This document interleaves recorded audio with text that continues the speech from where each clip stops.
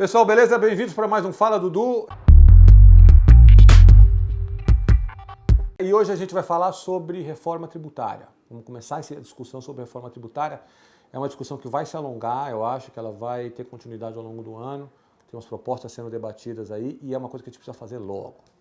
Então vamos andar um passo para trás no tempo e ver o que foi o grande avanço de 2019. O grande avanço de 2019 foi a reforma da Previdência. A gente conseguiu resolver o problema da Previdência para sempre? Não. Alguma hora lá no futuro a gente vai ter que mexer em alguns parâmetros de novo.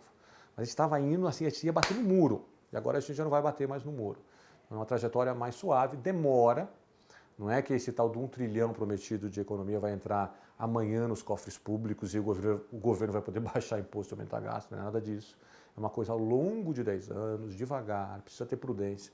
Mas foi um passo importantíssimo para preservar a saúde fiscal no país. Bom, e agora, o que a gente faz? Bom, de 2019 para 2020, uma coisa que mudou para pior foi, eu acho, a capacidade das forças políticas se aglutinarem para poder aprovar reformas constitucionais.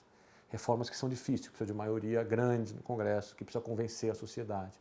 A reforma da Previdência já vinha sendo discutida já há bastante tempo, já tinha um projeto maduro, o governo chegou, né? Sempre o governo chega e está meio que em lua de mel com a sociedade, tal. Não, a lua de mel com o Congresso é um pouco mais complicada, mas ele tem mais poder no começo, e o Congresso tinha também a clara noção da importância da pauta da reforma da Previdência. Só que agora, bom, isso já foi, precisa mandar para frente. Segundo ano de governo é sempre um pouco mais difícil você começar a aprovar reformas grandes, mas a gente precisa fazer um esforço para aprovar tributário, porque o sistema tributário no Brasil hoje é caótico. Então são duas coisas sobre o sistema tributário que são importantes a gente discutir. A primeira é a carga total de impostos, porque a gente paga imposto demais. O brasileiro paga 33% do PIB, né?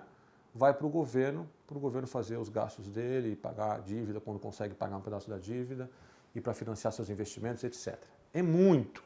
Um país emergente, parecido com a gente, que tem uma renda aí per capita entre, vamos lá dizer, entre 10 e 20 mil dólares por habitante, né? Quer ver esses dados aí? Ó? Deixa eu fazer um parênteses aqui, faz um parênteses aqui. Ó. Entra lá no site do Banco Mundial, baixa os dados dos países, né? É fácil de manipular. É o WDI, o World Development Indicator, esse nome bonito, né? Você baixa os dados e consegue comparar e ver onde estão os países em termos de gasto, em termos de renda per capita, etc. Fecha o parênteses. O Brasil gasta muito mais do que países de renda similar gastam, como proporção do PIB, tá bom? Então o Estado foi crescendo, foi crescendo. Essa história que você ouve todo dia aí, né, que sabe o jornal, não, o Brasil ele gasta demais, tributa demais, é verdade, é tudo muito grande. O gasto e o imposto são parecidos com gasto e imposto de países ricos, enquanto a gente ainda não é rico. Eu acho que você já sabe disso. Uma parte da discussão é essa. Mas a outra parte da discussão, essa a gente vai deixar de lado por enquanto, porque essa envolve a gente conseguir manobrar do lado dos gastos de uma maneira mais firme. Não adianta falar, não, eu quero reduzir a carga tributária porque é muito alta no Brasil. Não, mas e o lado do gasto? Como é que vai financiar esse negócio? Então é uma agenda um pouco mais complicada, é uma agenda que vai ter que mexer em coisas como, sei lá, quantos funcionários públicos a gente tem no MEC? Precisa de todo aquele número de funcionários públicos ou está inchado? Será que a gente não precisa de mais gente na saúde e menos na educação, dado que a demografia está mudando? Será que esse gasto feito nesse programa X é eficiente ou não é eficiente? Se não for eficiente, por que a gente não avalia e corta? Tá? Então é uma discussão bem longa e bem difícil essa daí. A da reforma tributária também é difícil, tanto é que não foi aprovada, né? Então já discutiram isso já, sei lá, mais de uma década, que o Brasil é uma aberração em termos de estrutura tributária e a gente não conseguiu ainda mudar. Então isso já prova que ela é uma reforma difícil. Vamos falar agora de alguns pontos sobre a reforma tributária, sobre o ambiente tributário no Brasil, que merecem a nossa atenção e a atenção de vocês e a pressão de vocês no seu congressista lá. O primeiro ponto eu já falei, que é o nível da carga. Check. Isso aí eu já falei. Segundo ponto o Brasil tem uma peculiaridade que é a complicação no sistema tributário. Então, a legislação é muito complexa. Cada minuto, parece que passa de um ano, entra um novo itemzinho lá. A gente estava conversando com um colega economista hoje, que estava olhando esses manuais e tal, né, de como pagar imposto, e falou assim, olha, no Brasil, só o manual do PIS/COFINS tem quase 2.000 páginas. Então, você imagina o esforço e o tempo que você precisa dedicar a entender como pagar o PIS/COFINS, até para pagar menos, por exemplo, e os outros impostos também. Então tem uma complexidade e tem penduricalho de tudo quanto é lado. O governo, quando precisa começar a arrecadar, mas ele vai metendo penduricalho para poder, olha, esse cara aqui também vai ser classificado agora como, esse bem X vai ser classificado como bem Y, porque na categoria Y a alíquota é mais alta e tal. Então olha que aberração, as alíquotas já mudam de acordo com o bem, com a categoria. Então, a complicação é tanta que eu vou te dar um número que você não vai acreditar, mas no Brasil a gente gasta, uma empresa vai gastar mais de 2.000 horas por ano só para pagar imposto. Tá? Então, assim, pensa, o cara que está lá fazendo isso, ele poderia estar desenvolvendo um novo produto. O cara que está fazendo isso, ele poderia estar pensando numa estratégia de marketing. O cara que está fazendo isso, ele podia estar pensando como reduzir custo. Esse capital e esse tempo, né, essas pessoas estão sendo usadas para entender uma legislação que é um calhamaço desse tamanho. Pô. Você entende que isso, de alguma forma, vai afetar adversamente a produtividade da economia? Você tem que alocar tempo, né, pessoas e dinheiro para cuidar dessas questões que não estão gerando produto nenhum, é só para pagar imposto. Por que a gente não pega esse calhamaço e bota ele assim, um calhamacinho, assim, um negocinho desse tamanho, em vez desse, uma coisa menor? Né, com uma legislação mais uniforme e uma legislação que gere menos conflito, porque o problema da legislação muito complicada é que, além de tudo, além de gastar tempo, etc., a lei lá tem vários detalhezinhos que vão mudando de acordo com os itens, etc., sempre vai ter potencial para conflito entre a empresa e o Tesouro, que arrecada, a Receita Federal, que arrecada os impostos, que a economia precisa pagar impostos mesmo, precisa ter escola, precisa ter estrada, né, precisa ter hospital. Mas se a legislação é muito complicada, vai ter um cara aqui querendo fugir através das entrelinhas e tem outro cara querendo pegar através das entrelinhas. E aí a gente acaba com um passivo judicial enorme por parte das empresas. Então a empresa lá... No Brasil, os números não são ainda muito precisos, mas é uma coisa gigantesca, com proporção do lucro da empresa, o quanto que ela tem lá de contencioso, certo? Com a Receita Federal. Então isso gera incerteza, e incerteza você já sabe, o investidor não gosta de incerteza. Aí o cara vai montar a firma no Brasil ou não vai. Tá? Desiste por causa dessa complicação toda. Então, uma coisa crucial é, vamos simplificar esse negócio. Nem estou falando de reduzir carga, estou falando de simplificar. Para esse negócio consumir menos energia e gerar menos contencioso. Segundo ponto, o sistema no Brasil hoje, ele não é progressivo o suficiente. Né? Acho que tem mais espaço para aumentar imposto de renda nas camadas de renda mais altas, para a gente não precisar ter uma tributação sobre o consumo que seja muito grande. Porque a tributação sobre o consumo, em si, ela é uma parte importante. Tá? No mundo inteiro, a tributação sobre o consumo ela gera uma parte importante da receita e não vai ser diferente no Brasil. Mas ela tem essa parte que a gente não gosta muito, que assim, o cara que ganha 20 mil reais, ele paga no feijão o mesmo imposto que o cara que ganha 2 mil reais. Né? Então ele tem uma natureza, o imposto sobre o consumo tem uma natureza regressiva. No Brasil, no entanto, se a gente muda a estrutura tributária hoje, é menos claro, e, por exemplo, a gente bota mais peso no imposto sobre o consumo, é menos claro que isso vai ter impacto redistributivo ruim. Eu vou te explicar por quê. Porque o que acontece hoje é que muito dos serviços, principalmente os serviços de elite, por exemplo, o cara que está prestando uma consultoria, um médico, ou um dentista, um farmacêutico, esse cara, ele paga um imposto, ele abre uma firma, pessoa jurídica, com um amigo dele, e ele paga um imposto super baixo, ele paga um imposto de, sei lá, 15%, enquanto a empresa está pagando lá o imposto de uma carga tributária, sei lá, muito mais elevada no Brasil. Aliás, a carga tributária sobre as corporações no Brasil, hoje, é muito mais elevada que no resto do mundo. Os Estados Unidos era bem alto também, o Trump diminuiu aí, já está meio que no padrão da Europa, ali por conta dos 20%. A gente taxa meio que o dobro disso daí.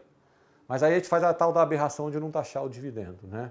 Então, no final das contas, assim, o que parece ser mais lógico, mais razoável, é mudar para uma taxação sobre a empresa, a corporação, com um patamar mais baixo, né? E implanta uma tributação sobre dividendos, se a pessoa que recebe dividendos vai ter que pagar imposto também, em geral, é uma parcela, uma camada mais rica da sociedade. Então tem muita gente num extrato mais alto de renda pagando pouco imposto ou se beneficiando do fato desses serviços de alto padrão, eles ter esse subterfúgio de você montar uma empresinha pequena e pagar.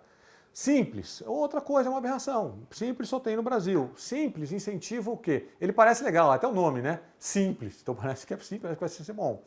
E ele incentiva a pequena empresa, todo mundo tem aquele glamour em relação à pequena empresa. No mundo inteiro, as economias ficaram mais produtivas com consolidação das empresas. Vai ter algumas empresas pequenas aqui, acolá, mas não é para ter tanta. quando você olha para os dados do Brasil, você vê que tem muita empresa pequena, comparativamente a um país, por exemplo, desenvolvido, em que tem mais, o grupo de empresas grandes, ele é mais representativo do que, digamos, no Brasil ou numa economia emergente como a China. E aí o que acontece? Esse imposto, ele incentiva você a ficar pequeno, porque se você passa de um faturamento X, você entra numa outra modalidade tributária. Então tem que acabar com esse negócio do simples, tá? Tem que taxar todo mundo meio que igual, todos os bens de uma maneira igual. E por fim, ponto não menos importante é que precisamos mudar, é outra aberração brasileira, precisamos taxar no destino, não na origem. O imposto sobre consumo tem que ser onde o bem é consumido. Se você taxa na origem, aí você começa a dar margem para várias distorções. É o cara assim, eu baixo o imposto aqui para você, o ICMS para você, se você trouxer a fábrica para cá. Então, às vezes, sei lá, o cara vai levar, estava conversando de novo hoje com um economista amigo nosso, falou, o cara vai levar uma fábrica de moto lá para a Zona Franca de Manaus. Né? Fabrica a moto lá, aí tem que pegar umas peças aqui, manda as peças, e aí depois tem que vender a moto para cá, porque assim, a venda de motos na Zona Franca vai ser realmente baixa. E por que ele faz isso daí? Ainda vale a pena para a empresa fazer isso. Vale a pena para a empresa porque lá ela vai pagar, ela tem os benefícios de estar na Zona Franca, o que é uma aberração. Zona Franca de Manaus é outra aberração do sistema tributário brasileiro. As origens estão lá, né, no desenvolvimentismo dos anos 70, da coisa também de ocupar a região, uma coisa militar que tinha na cabeça das pessoas, mas é um fardo sobre o consumidor, é um fardo sobre o produtor que não está na Zona Franca de Manaus. Então, quando você taxa no destino, voltando aqui ao nosso último ponto, é ideal porque é onde a coisa está sendo consumida. E aí, a empresa que produz, suponho, está em São Paulo, né? Ela vende algum bem e é consumido no Rio de Janeiro, essa arrecadação vai para o Rio de Janeiro. É óbvio que aí, ou então Espírito Santo, é óbvio que em estados grandes, onde a produção está mais concentrada, eles perdem mesmo um pouco com isso daí. Eles vão perder com essa mudança. Então, há uma natural resistência a perder receita. Mas é a maneira correta de se fazer. É a maneira que a gente faz no resto do mundo, para não gerar essa distorção de, eu estou lá no meio da Amazônia, mas o imposto é zero, então vamos produzir. Não faz sentido produzir a motocicleta lá, por exemplo. Então, moçada, para concluir, nossa estrutura tributária, ela é muitíssimo complicada e a gente tem como fazer, não é tão difícil. Relativamente, a proposta já está pronta, já tem uma proposta aí dos economistas, tem uma proposta do economista Bernard Api que está se debruçando sobre esse tema há um tempão, para simplificar o sistema tributário brasileiro, né, acabar com essas distorções do cara que é advogado, o advogado de uma empresa, ele paga imposto de renda lá, total lá na empresa, né, 27,5% na parte mais alta. O advogado o cara faz a mesma coisa que ele, mesma função, só que ele monta uma PJ com um amigo dele, aí esses caras pagam 15%. Qual que é a lógica que tem por trás disso daí? Nenhuma. A gente precisa acabar com esses mini privilégios e simplificar o sistema para o produtor poder focar no que é o correto, no que ele precisa focar, que é produzir, não pagar imposto. Pagar imposto tem que ser um negócio fácil. Tá aqui, vendi tanto, gastei tanto, a diferença foi tanto, o imposto é 25%, pum, toma, vai para o governo, toca o barco, tá bom? Então é isso daí, peço o seu apoio para a reforma tributária e sugiro você entrar aí no site do Instituto do Bernard Api para você poder ficar mais inteirado sobre a proposta Api de reforma, tá bom? Aproveitar para mandar um abraço então, lá que a gente está falando nele, para o Bernardo Api. Até pessoal, esse foi mais um Fala do Lua, a gente fala de novo na semana que vem. Até mais.